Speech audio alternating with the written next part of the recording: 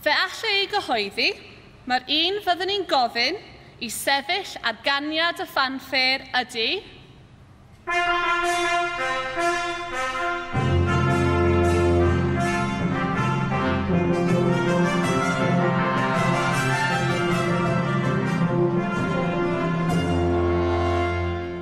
Rebecca Morgan.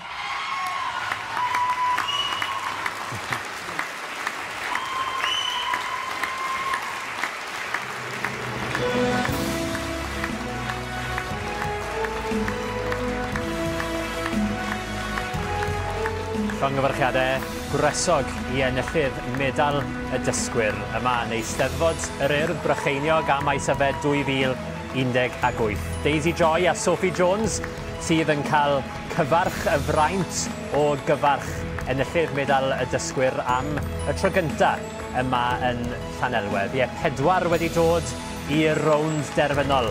Y 4 wedi bod yn ymgymryd â heriau yn ystod y dydd.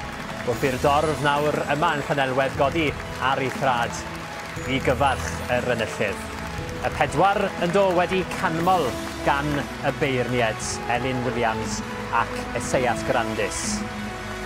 Anodd oedd dod i benderfyniad, meddai Elin Williams, ond os mae yna un meddai yn gwbl deilwng o fedal y dysgwyr.